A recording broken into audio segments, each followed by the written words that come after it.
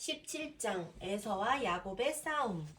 응애, 응애. 아이의 울음소리가 들려왔습니다. 문 밖에서 서성이던 이삭은 기쁜 마음으로 문을 열고 장막으로 들어갔습니다. 급하게 장막으로 들어오는 이삭에게 하녀가 이야기했습니다. 주인님 축하드려요. 쌍둥이 남자아이예요. 얼마나 예쁘고 사랑스러운지 몰라요. 이삭은 리브가에게 가까이 다가갔습니다. 이삭은 리브가의 이마에 입을 맞추고 하나님께 감사의 기도를 드렸습니다. 생명의 주관자 되시는 하나님, 오늘 저희 가정에 귀한 두 아이를 선물로 주셔서 감사합니다. 이 아이들이 건강하고 지혜롭게 자라게 하시며 하나님의 나라와 뜻을 위해 쓰임받는 종들이 되게 하여 주시길 빕니다. 기도를 마친 이삭은 두 아이를 쳐다보았습니다. 방금 엄마 뱃속에서 나온 두 아이는 눈을 감은 채 버둥거리고 있었습니다. 리브가와 이삭은 두 아이를 바라보며 기쁨의 미소를 지었습니다. 어느덧 10년이라는 시간이 흘렀습니다. 에서와 야곱은 무럭무럭 자랐습니다. 비록 쌍둥이로 태어났지만 에서와 야곱은 매우 달랐습니다. 에서는 힘이 무척 강했습니다. 성격도 우락부락하여 금방 화를 내기도 하고 화를 냈다가도 금방 잊어버렸습니다. 비록 어린 나이지만 사냥하는 걸 좋아해서 언제나 산으로 들로 뛰어다녔습니다. 하지만 야곱은 조용조용하고 조심성이 많았습니다.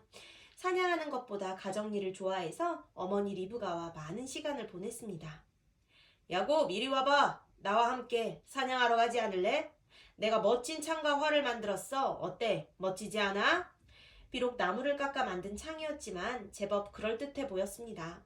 화살도 나무로 만들어 위험하지는 않았지만 제법 멀리 날아갔습니다. 그런 에서를 바라보며 야곱은 시큰둥했습니다.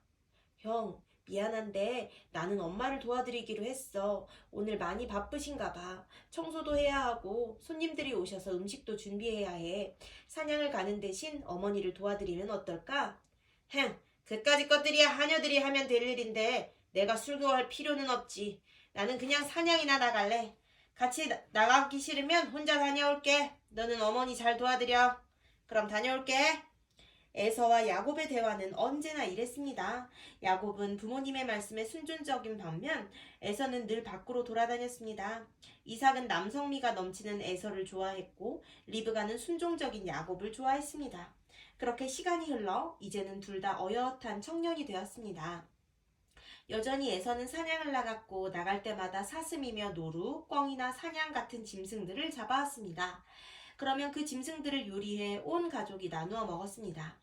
하루는 에서가 사냥을 나갔다가 그만 점심으로 싸간 음식을 잃어버렸습니다.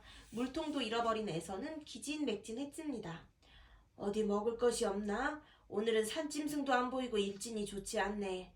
그냥 사냥을 그만하고 집으로 가야겠다. 이러다 산짐승은 고사하고 내가 먼저 죽게 생겼어. 빨리 집으로 돌아가야지. 에서가 집으로 가는 길은 멀었습니다. 한낮의 뜨거움 속에서 물도 제대로 마시지 못하고 음식도 먹지 못한 에서는 기진맥진하여 집을 찾았습니다. 때마침 야곱은 집에서 어머니를 도와 팥으로 죽을 쓰고 있었습니다.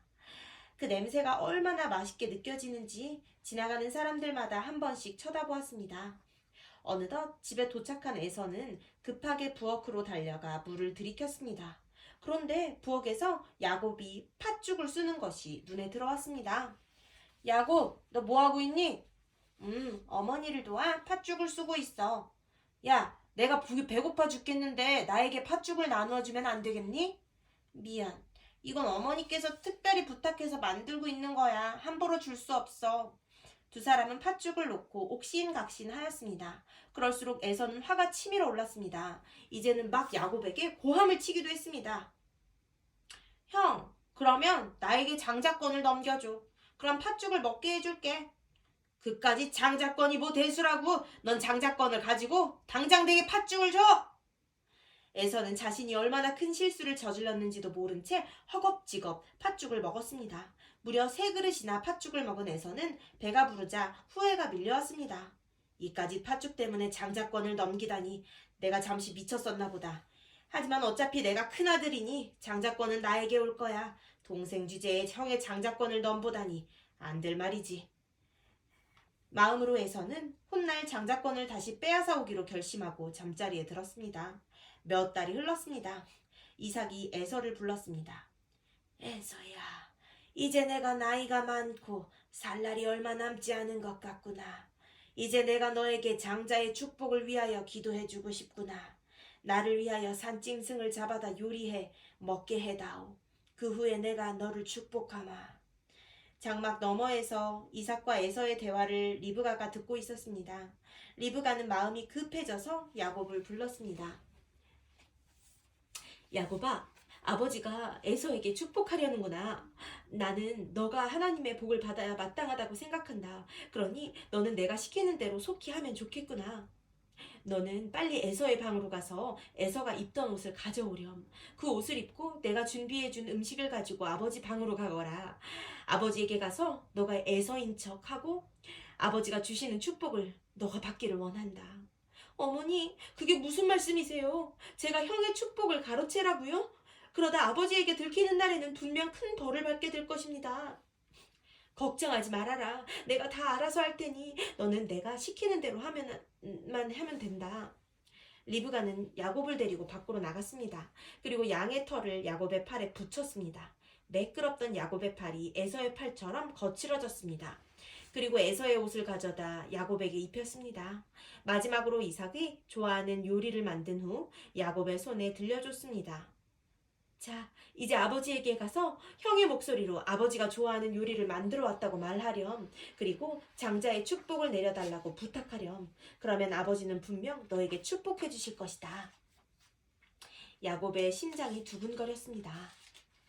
이러다가 정말 들키는 날에는 큰일이 벌어질 거예요. 야곱은 손을 부르르 떨며 아버지 이삭의 장막으로 다가갔습니다. 그리고 큰 기침을 한 후에 아버지를 불렀습니다. 아버지! 이윽고 아버지의 음성이 들려왔습니다. 들어오거라 아들아, 내가 너를 기다리고 있었단다. 야곱은 부들부들 떨며 아버지 앞으로 나아갔습니다. 에서야, 그런데 너는 어찌 이렇게 빨리 사냥을 마쳤느냐? 떨리는 음성으로 야곱은 아버지의 하나님께서 저를 인도하셔서 빨리 사냥을 할 수 있었습니다.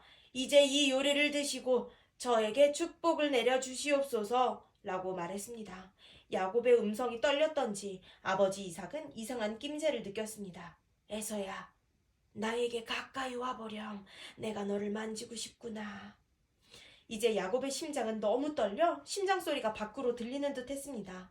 부들부들 떨며 야곱은 아버지에게 가까이 나아갔습니다. 이삭은 야곱의 팔을 어루만졌습니다. 그리고 꼭 껴안으며 야곱의 냄새를 맡았습니다. 이삭이 이야기했습니다. 목소리는 야곱처럼 들리나 손은 에서의 손이구나. 너가 정녕 에서가 맞느냐? 예, 아버지, 제가 에서입니다. 빨리 음식을 드시고 저에게 축복하소서. 이삭은 음식을 맛있게 먹었습니다. 에서야, 내게 가까이 오렴. 야곱이 이삭에게 가까이 가자 이삭은 야곱의 향취를 맡으며 내 아들의 향취는 여호와의 복 주신 밭의 향취로다. 하나님은 하늘의 이슬과 땅의 기름짐이며 풍성한 곡식과 포도주로 내게 주시기를 원하노라. 만민이 너를 섬기고 너에게 축복하는 자는 복을 받기 원하노라.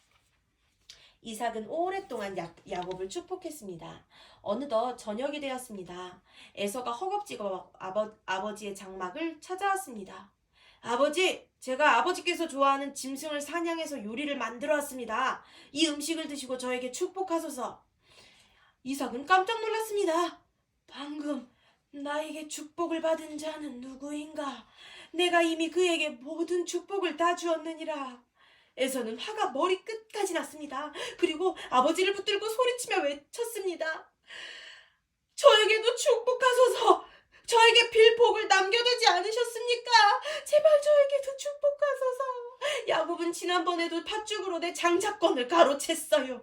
제가 야곱을 가만두지 않을 것입니다. 에서는 소리치며 아버지의 장막을 빠져나왔습니다. 그 모습을 어머니 리브가가 지켜보고 있었습니다. 어머니는 두려웠습니다. 에서가 야곱을 죽일 것만 같았습니다. 리브가는 야곱을 몰래 불렀습니다. 그리고 이삭과 에서 사이에 벌어진 모든 일에 대해서 이야기했습니다. 이야기를 듣고 있던 야곱은 두려움이 엄습했습니다. 어머니, 이제 어떡하면 될까요? 이러다 정말 형이 저를 죽이기라도 하면 어떡합니까? 걱정하지 말아라. 너는 짐을 싸서 외삼촌 라반의 집으로 피신하여라. 에서의 분이 풀리면 기별하여 너를 다시 이곳으로 데려오겠다. 야곱은 눈물을 흘렸습니다. 리브가도 눈물을 흘리며 야곱을 꼭 껴안았습니다. 다음날 리브가는 이삭에게 모든 사실을 이야기했습니다. 이삭의 마음은 심히 괴로웠습니다. 부모의 잘못된 애정이 얼마나 무서운 결과를 불러왔는지 이삭과 리브가는 처절히 느끼고 있었습니다. 이삭은 야곱을 불러 다시 한번 축복한 후 외삼촌 라반의 집에 가서 아내를 얻으라고 당부했습니다. 어느덧 밤이 되었고 야곱은 떠나기 위하여 채비를 갖추고 아버지의 장막을 나섰습니다. 그날 밤 달빛과 별빛이 세상을 아름답게 비추고 있었지만 죄를 지은 야곱의 마음은 슬픔으로 가득 찼습니다. 그렇게 야곱은 밤에 형 몰래 외삼촌 라반의 집을 향해 걸어갔습니다. 에서와 야곱의 이야기는 부모의 잘못된 편애가 불러온 안타까운 이야기예요. 하나님께서는 일찍이 이삭과 리브가 부부에게 야곱이 장자의 명분을 얻을 것이라고 선언하셨어요.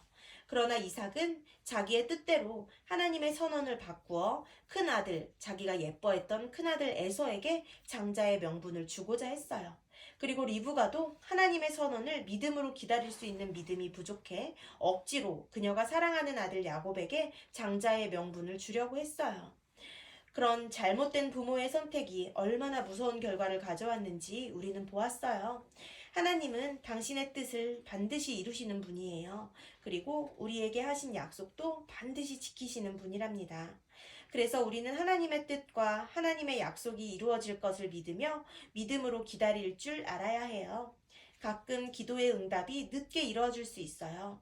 하지만 그렇다고 해서 그것을 억지로 내 뜻대로 하려고 하면 안 돼요. 그렇게 하면 이삭과 리브가의 잘못된 선택처럼 여러분도 좋지 않은 결과를 만들지도 몰라요. 여러분은 이미 하나님께서 아브라함에게 하신 후손에 대한 약속이 아브라함이 100살이 되었을 때 성취된 이야기를 들어 알고 있을 거예요. 그때에도 아브라함과 사라가 약속의 성취를 기다리지 못하고 잘못된 선택을 했다는 사실을 알 거예요. 그 결과로 오늘날까지 이삭의 후손과 이스마엘 후손은 전쟁을 벌이고 있어요. 이런 사건들을 보면서 어린이 여러분은 약속의 성취를 기다리는 믿음을 길러야 해요. 하나님의 약속이 반드시 성취될 것이라는 믿음을 가지고 기다릴 줄 아는 멋진 믿음의 친구들이 되기를 바랍니다.